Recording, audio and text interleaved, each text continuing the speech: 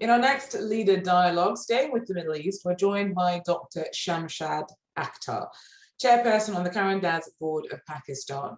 She's hosted by Momina Ijazuddin, IFC's Global Head of Microfinance and Financial Inclusion.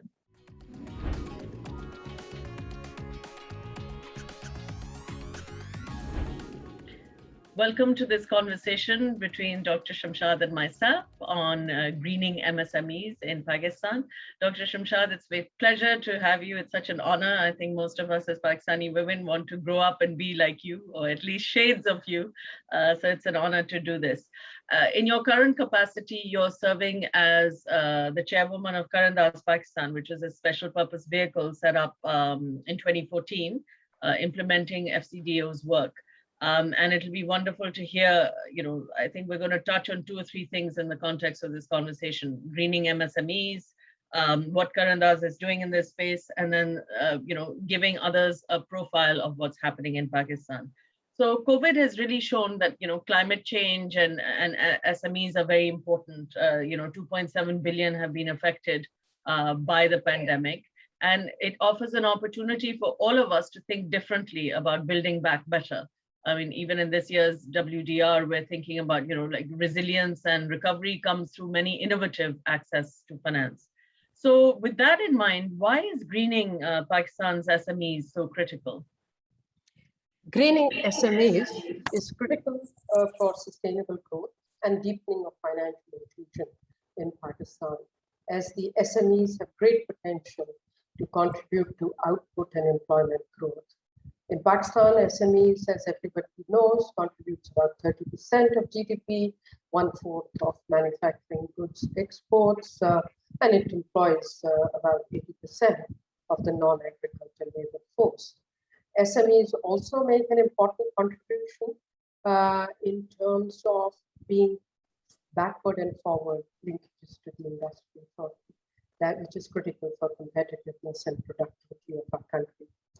So we need to create a holistic framework for SMEs development, but this is a complex endeavor. It requires effective nurturing by allowing for supportive policy environment and incentive framework. Countries either do much more in terms of giving rash subsidies, others actually do not support at all, and that poses a problem. But as I said, developing linkages with the industrial base is very critical to get them the benefits, as well as expand and diversify the larger sector.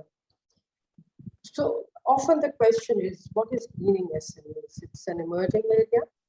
So we need to offer sustainable finance, which is a part of the greening process, because sustainable finance and green finance are almost synonymous to some extent, and we need to turn their environmental and social challenges into business opportunities. There is need for helping SMEs to take advantage of opportunities offered locally and globally by the transition to green economy. Everybody talked about green recovery in midst of COVID-19. Framework for greening SMEs needs a bit of explanation. There's need to recognize that greening SMEs requires, 1, promoting SMEs access to right mix of resources, which is not only just the financial, but also physical resources. 2nd, raising awareness of resource efficiency in both allocation and utilization of input and production processes. Developing understanding among SMEs of the circular economy's potential. Developing a strong nexus between green finance and inclusive financial inclusion, which have been pursued at this point in separate tracks by the academics, despite overlaps between these 2 areas of finance. And evidence to this effect has been explicitly brought out for Asia Pacific in one of the reports for which I was a commentator, which is the AFI and the Sustainable Finance Institution that I am a member of their board. Green finance and inclusive finance can play a critical role to to safeguard SMEs from the disproportionate risks and impacts of local and global environmental change, while also supporting adaptation and mitigation of environmental change. There is recognition that climate change is hurting smaller firms and low-income households, even though they are not the contributor in a big way of greenhouse gas emissions.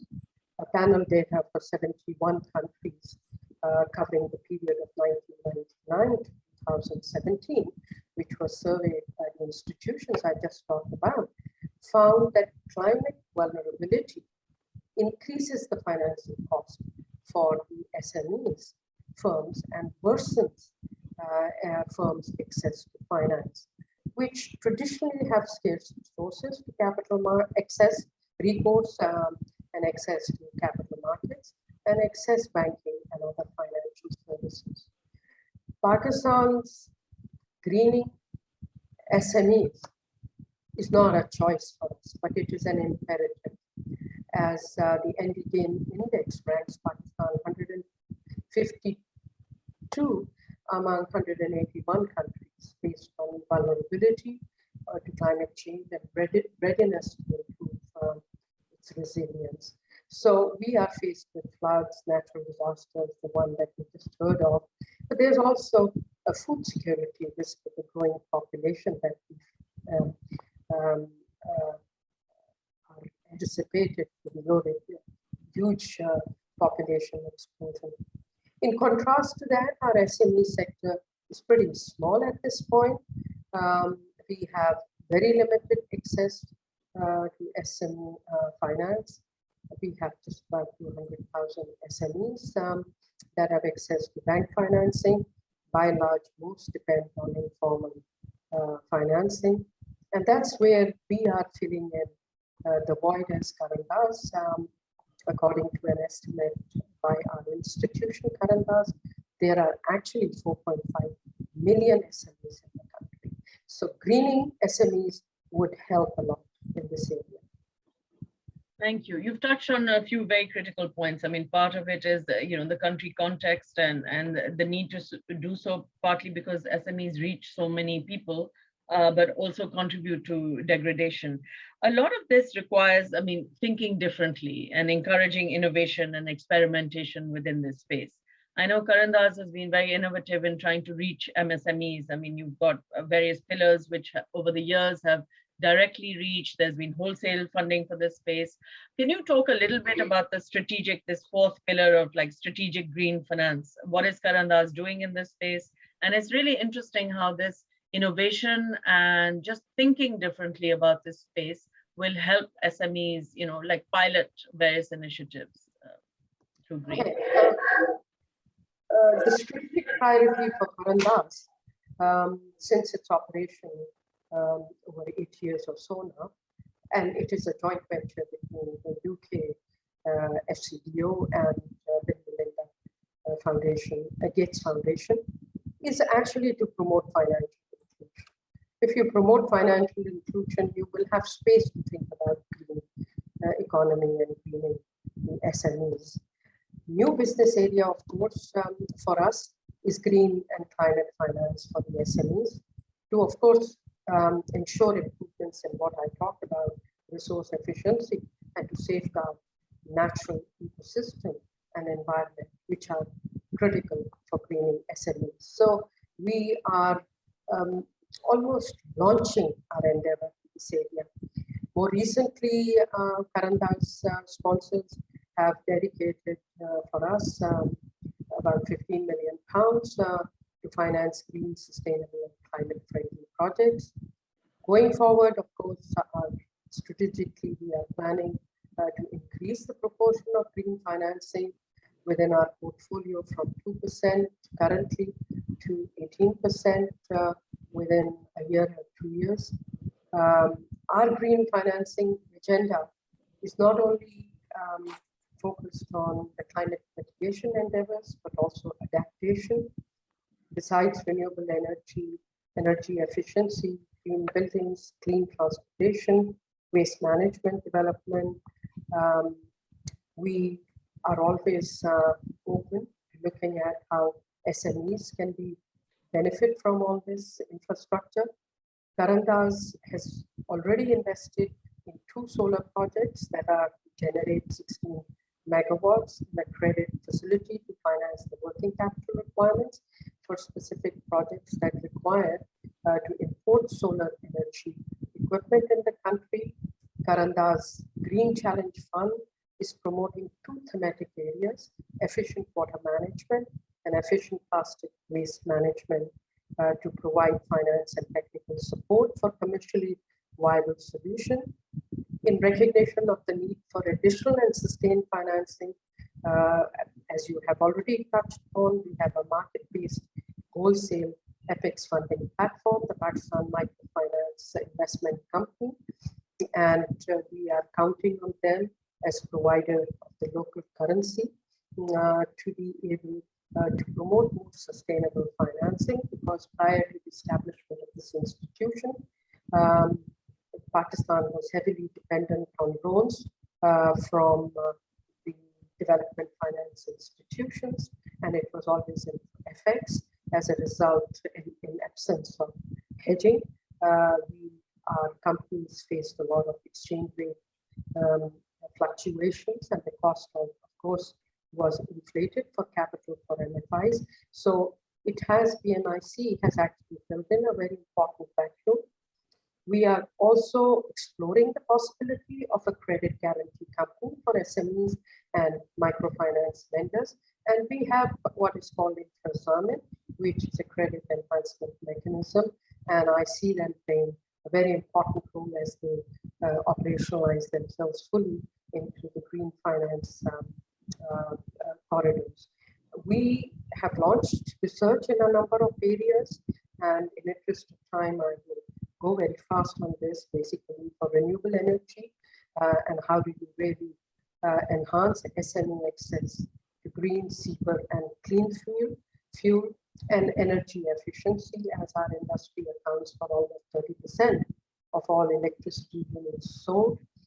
We are also looking at climate smart low income housing, where shortfalls are huge, around 10 million units. And we are at this point looking at doing a study so that we can understand the value chain of builders, architects, component manufacturers, housing finance companies, and so on and so forth. We also play an instrumental role to work with our regulators to strengthen them.